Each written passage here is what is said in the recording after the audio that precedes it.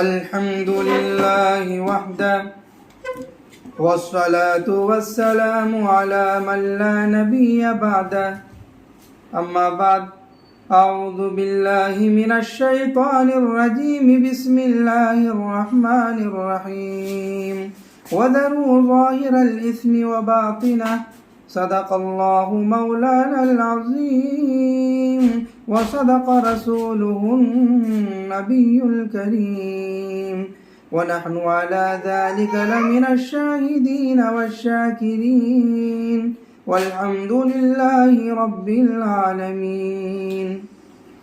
معزز سامعین کرام، اللہ تبارک و تعالیٰ کا کرم اور احسان ہے کہ اللہ تبارک و تعالیٰ نے ہمیں اور آپ کو ایمان کی دولت سے نوازا۔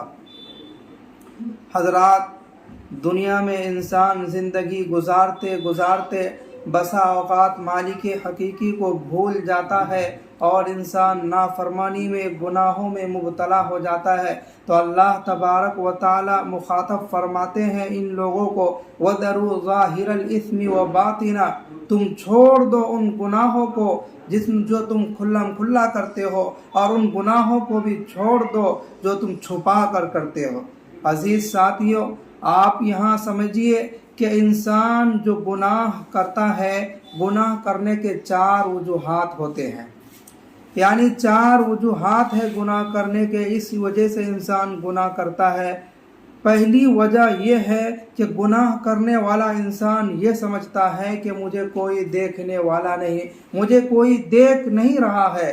اگر کسی انسان کو یہ محسوس ہو کہ مجھے کوئی بچہ بھی دیکھ رہا، یا احساس ہو یا پتہ ہو، وہ انسان کسی کے سامنے گناہ نہیں کرے گا، اس بچے کے سامنے بھی گناہ نہیں کرے گا۔ لیکن انسان یہ سمجھتا ہے کہ مجھے کوئی نہیں دیکھ رہا ہے، اس لیے گناہ میں مبتلا ہو جاتا ہے۔ تو اللہ تبارک و تعالیٰ نے گناہ کے جو 4 وجوہ ہیں، وہ چاروں کو قرآن کریم میں بیان فرمایا ہے اور چاروں کا جواب دیا ہے۔ فرمایا ان ربک لبالمرصاد، تمہارا پروردگار تمہارے گھات میں لگا ہوا ہے۔ کوئی انسان یہ نہ سمجھے، غفلت میں نہ پڑے کہ اسے کوئی دیکھنے والا نہیں ہے، بلکہ اللہ تبارک و تعالی ہر انسان کے گھات میں ہے۔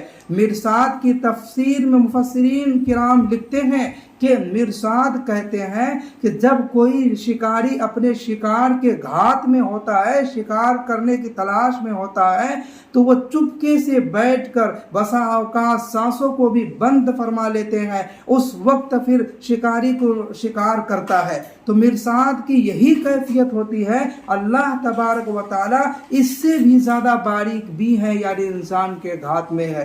انسان کچھ بھی کبھی بھی کرے گا تو اللہ تبارک و تعالی اس کو دیکھ رہے ہیں۔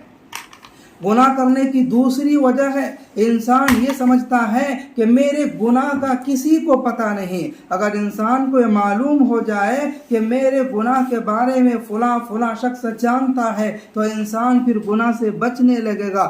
اللہ تبارک و تعالی فرماتا ہے یعلم خائنۃ الاعین وما تخفی الصدور، اس غفلت میں نہ رہنا، اس فکر میں نہ رہنا، اس بھول میں نہ رہنا کہ تمہارے گناہ کے بارے میں کسی کو پتہ نہیں، بلکہ اللہ تبارک و تعالی تمہاری آنکھوں کی خیانتوں کو جانتا ہے۔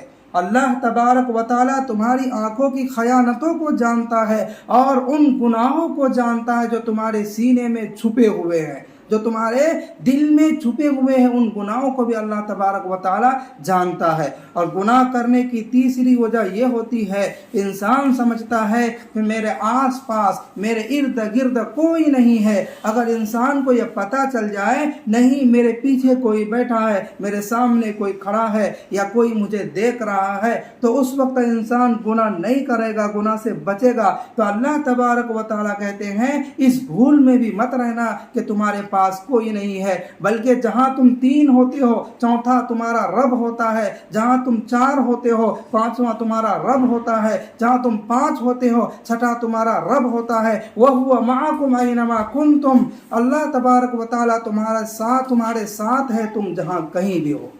اللہ تبارک و تعالیٰ تمہارے ساتھ ہے تم جہاں کہیں بھی ہو۔ اور گناہ کرنے کی چوتھی اور آخری وجہ یہ ہے انسان یہ سمجھتا ہے ڈھیٹ بن جاتا ہے، انسان ڈھیٹ ہو جاتا ہے۔ جب کوئی انسان ڈھیٹ بن جاتا ہے یعنی یہ سمجھنے لگے کہ کون کیا بگاڑ لے گا، پڑوسی کیا کر لیں گے، بچے یہ سمجھنے لگے کہ ماں باپ کیا کر لیں گے، تو اس وقت انسان گناہ میں مبتلا ہوتا ہے۔ اللہ تبارک و تعالیٰ کہتے ہیں کہ اس بھول میں تم نہ رہنا کہ کون کیا بگاڑ لے گا، کیونکہ اللہ تبارک و تعالیٰ کا فرمان ہے ان اخذہ علیم شدید، اللہ تبارک و تعالیٰ کی پکڑ دردناک ہے اور سخت ہے۔ اللہ کی پکڑ دردناک ہے اور سخت ہے، کیونکہ اللہ تبارک و تعالیٰ جب پکڑنے پہ آ جائے انسان کے خیر نہیں ہے۔ اللہ تبارک و تعالیٰ دوسری جگہ ارشاد فرماتے ہیں لا يعذب عذابہ احد ولا یوثق وثاقہ احد، اللہ تبارک و تعالیٰ کی عذاب دینے کی طرح کوئی عذاب دینے والا نہیں ہے اور اللہ کے جکڑنے کی طرح کوئی جکڑنے والا نہیں ہے۔ اس لیے گناہ کرنے والا انسان ذرا سوچ لے کہ اللہ تبارک و تعالیٰ جب تمہیں جکڑ کر جہنم کے آگ میں پھینکے گا تو تمہیں معلوم ہو جائے گا کہ کون تمہارا کیا بگاڑنے والا ہے، یعنی تمہارا سب کچھ بگاڑنے والی ذات اللہ کی موجود ہے۔ ہر کرتوت کا ہمیں حساب دینا ہے، جو کام ہم دنیا میں کریں گے تمام چیزوں کا ہمیں حساب دینا ہے۔ جب انسان کو یہ فکر ہو جائے کہ ہمیں پکڑ کرنے والی ذات ہے تو وہ انسان گناہ سے بچے گا، وہ انسان گناہ سے بچے گا۔ اللہ تبارک و تعالیٰ نے گناہ کے وجوہات کو بیان فرما دیا قرآن کریم میں، اس لیے بیان فرمایا ہے تاکہ میرے مخلص بندے، میرے تمام نیک بندے گناہ کے راستے کو چھوڑ کر اچھائیوں کے راستے پر چلنے لگے۔ اور ہر انسان کے گناہ پہ 4 گواہ اللہ تبارک و تعالیٰ پیش کریں گے، یعنی 4 چیزوں سے گواہی لیں گے ہر انسان کے گناہ پر۔ پہلی گواہی جو ہوگی وہ معصوم فرشتے کی ہوگی، کرامن کاتبین جس کو ہم اور آپ کہتے ہیں، یعنی وہ گواہی دیں گے اللہ تبارک و تعالیٰ کے سامنے کہ فلاں شخص فلاں دن فلاں وقت یہ گناہ کیا تھا۔ یہ پہلی گواہی معصوم فرشتے کی ہوگی۔ اور دوسری گواہی انسان کے نام اعمال سے اللہ تبارک و تعالیٰ لیں گے کہ انسان کے نام اعمال میں انسان کے تمام گناہ کا اندراج ہوگا، تمام گناہ لکھے ہوئے ہوں گے انسان کے نام اعمال میں۔ جب انسان نام اعمال دیکھے گا تو کہے گا ہاں یہ کیسی کتاب ہے، اس نے نہ صغیرہ گناہ کو چھوڑا ہے نہ کبیرہ گناہ کو چھوڑا ہے۔ اور تیسری گواہی جو اللہ تبارک و تعالیٰ گناہ پہ لیں گے وہ زمین سے لیں گے، یعنی زمین کو اللہ تبارک و تعالیٰ گویا عطا کریں گے۔ اور زمین جو ہے فرمائے اللہ تبارک و تعالیٰ کے سامنے انسان کے بھید کو کھول کر رکھ دے گی۔ یومئذ تحدث اخبارها بان ربک اوحی لها، زمین اللہ تبارک و تعالیٰ کے سامنے انسان کی شکایت کریں گے، انسان کے گناہوں کو بتائے گی۔ وہ کہے گی کہ میرے پشت پر رہتے ہوئے فلاں شخص فلاں دن میرے اوپر رہ کر یہ گناہ کیا تھا، میرے اوپر رہ کر یہ گناہ کیا تھا۔ تو تیسری گواہی زمین سے اللہ تبارک و تعالیٰ لیں گے۔ اور چوتھی گواہی جو اللہ تبارک و تعالیٰ لیں گے ہر انسان کے اعضاء سے لیں گے۔ اعضاء کو اللہ تبارک و تعالیٰ گویائی عطا فرمائیں گے، اعضاء انسان کے خلاف گواہی دے گا اور اعضاء انسان کے خلاف گواہی دیں گے۔